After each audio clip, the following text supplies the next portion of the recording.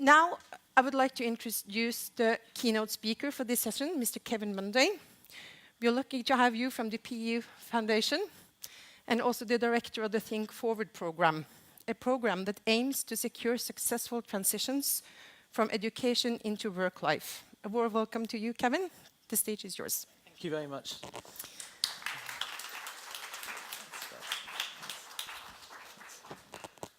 I'm absolutely delighted to be here to share some examples from a UK setting, which I hope are relevant also more widely across Europe.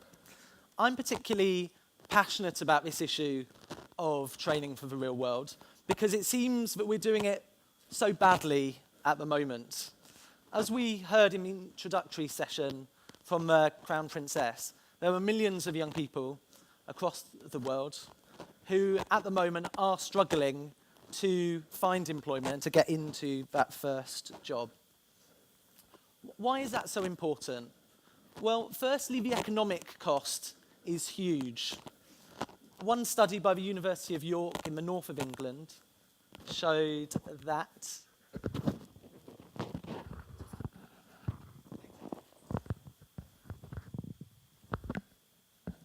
fantastic, hope you can hear me better now.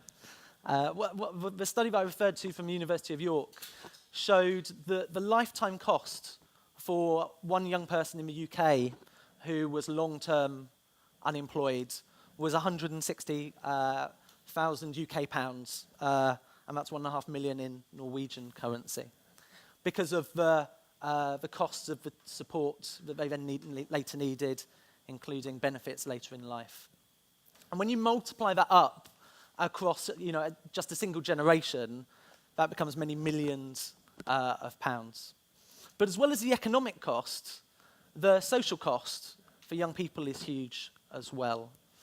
These are, again, UK statistics, but I think they probably apply broadly here.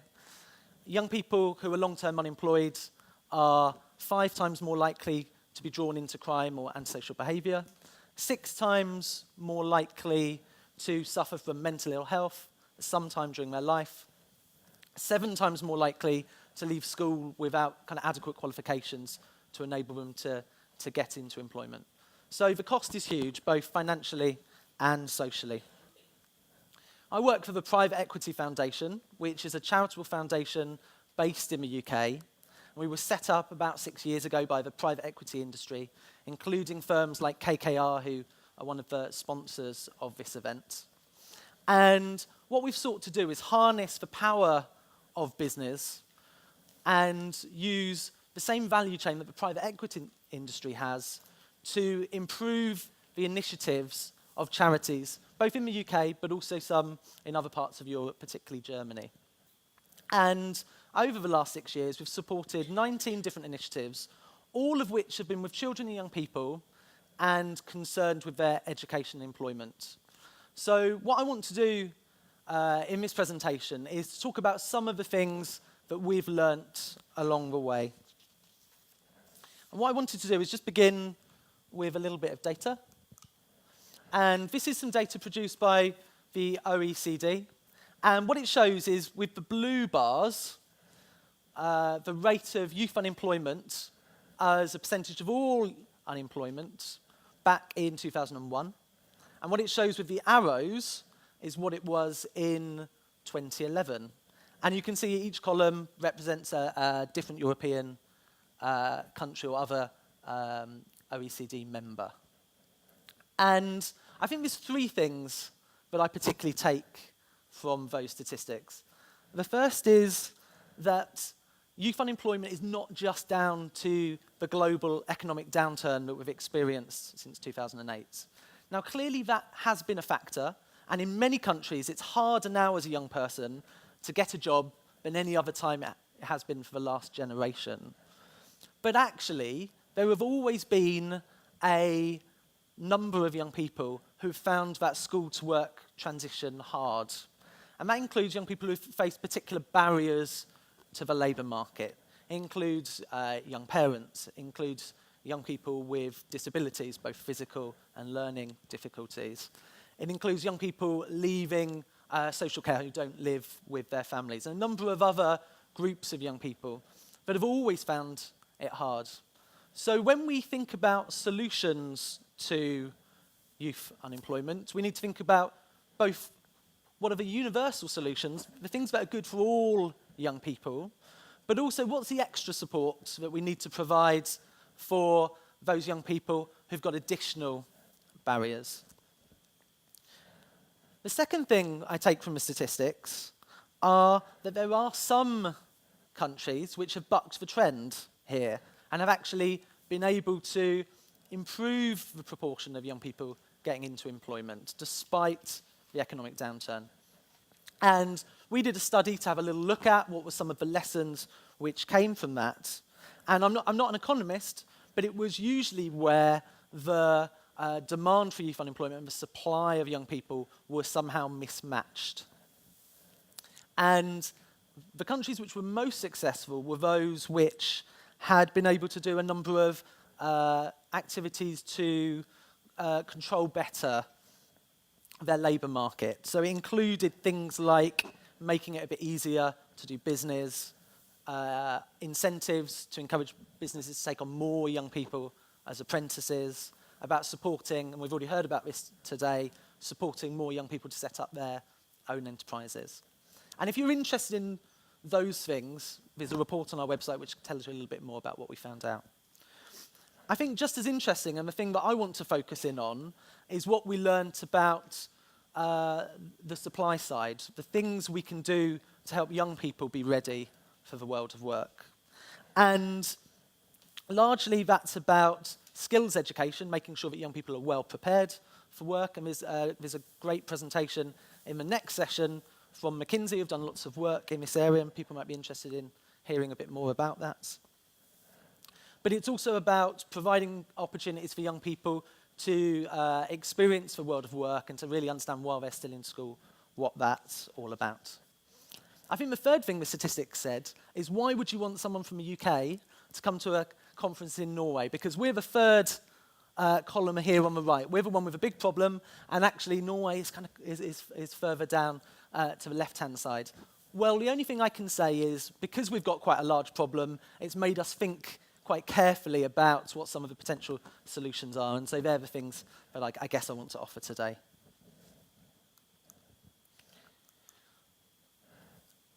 Now, our work with charities that support children and young people have showed us that there's 6 attributes which young people need to develop that help them in that transition from school into work. And the first 3 are concerned with their awareness and their belief and motivation. Young people need to know what work is. They need to have the self-belief in their ability to get into it. They need to be motivated to want to get a job. And then there's 3 other attributes that are needed, which is a kind of direction about the sorts of jobs they want to go into, the skills that are needed for the workplace, and qualifications that employers value and recognise as demonstrating that the young people are ready for employment. And traditionally, lots of systems, particularly in the UK, have focused on the ones higher up. So schools tend to focus on qualifications, and often the systems that make schools accountable and which check that they're doing what they should be doing are all based around, are they getting young people through qualifications? But increasingly, we need schools to think also about skills, and employers regularly tell us that young people aren't necessarily leaving school with all of the mindsets and all of the employability skills that they're necessarily looking for. And it's increasingly hard to provide that direction, because many of the jobs that young people will be doing in 20 years' time don't necessarily exist now in exactly the way that it's easy for a careers advisor to predict or to advise on. And traditionally, many schools have neglected, I would argue, the first 3 foundation attributes. And those are the ones which are really, really important. We heard earlier in the session on creativity about how we need to help young people find their passion. And that seemed absolutely right to me. But the only thing I might have disagreed with is the assumption that everyone kind of arrives with a clarity on what that passion is. And I think those bottom three attributes are things that we all need to help young people to develop in just the same way as the things higher up the spectrum. And if you're a young person who leaves school after maybe a bad experience, or perhaps you come from a workless family where you don't have a role model necessarily showing you what it's like to be in a full-time job, then you're going to need a bit of an extra helping hand. And at the moment, many youth organisations, when they provide that helping hand, intervene at the point that people become unemployed. There's a whole range of different services in the UK and in other European countries which step in at that point and try and help. But actually, intervening at that point is both more expensive and also it's a little bit less effective. What we think you need to do is intervene much earlier by identifying the young people who are going to struggle the most and providing more support to prevent them from being unemployed in the first place. So that's the challenge we set ourselves at the Private Equity Foundation. And we did a piece of research which was across the charities that we work with. And we found 4 key things that were most effective at supporting young people in that school-to-work transition. Now, the first one was having the right professionals to support young people in that journey. We found that often school teachers who maybe have gone straight into teaching after they graduate from university actually don't have a rich awareness of all of the different types of work that are available and that they need to support young people towards. And secondly, because of that focus on academic learning I've mentioned already, when they're thinking about the majority of the young people that they're responsible for teaching, actually the needs of that majority mean that some of the young people who are most vulnerable in the classroom don't get quite as much support as they need to. And we've seen some bad examples where actually young people are effectively pushed out of the mainstream education system because it's just a little bit too hard to work with and to support. So what we need is skilled professionals who are going to identify those young people and work with them to start to think about work. The second thing we found is that interventions need to be a bit longer than they are at the moment. In the UK, we have lots of short programmes where charities come into schools, maybe for one term or semester, and try and do a quick fix. And to some degree, particularly the best ones, they have success. But in terms of the longer term prospects of young people, they often don't lead to the step change that's really, really needed. So what we need is interventions which are there for a longer period supporting young people. The third thing we think is that you need initiatives to be much more connected than they are at the moment and to have slightly less duplication. We did a piece of research just in East London. It was 4 square kilometres, and we found over 200 different initiatives and things going on for teenagers in that space. It's great that there's such a rich array of stuff, but it wasn't pulled together in a sensible way necessarily for young people, and it didn't necessarily prove very easy for young people to be able to access or navigate their way through those systems. And the fourth thing we found was that young people need to actually experience the world of work much earlier. The links between business and schools in the UK are not as strong as they could be. We need to provide more opportunities for businesses to come into schools where they inform the curriculum, where they have the opportunity to engage with young people. We need more opportunities for young people to go into a workplace where they can experience, see what it's like, eventually do longer pieces of work experience. And our solution to that is the programme that's called Think Forward. It was created with the help of a number of private equity foundation members, including Barclays Bank, the professional service firm Ernst & Young, and private equity firms like KKR. And what they did was come together and develop this solution. And in a nutshell, what we do is put highly skilled, professionally qualified coaches into secondary schools where they identify, both through data but also talking to teachers, who are the young people who are struggling most with the school-to-work transition. We embed those coaches into schools because that gives them lots of access to young people, and they're eventually able to start to shape that school environment. But at the same time, they can also support young people in community settings.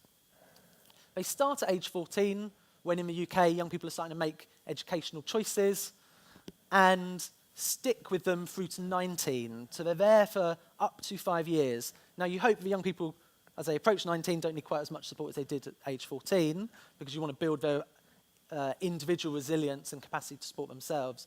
But the coach is there and can intervene if they're needed. And they do all of those things I mentioned about bringing the world of work in, running careers days, providing business mentors, providing work experience and apprenticeship opportunities. So that's just a little flavour about Think Forward. If you're interested in finding out more, there's a video on our website, and be really happy when we get into a panel to say a little bit more.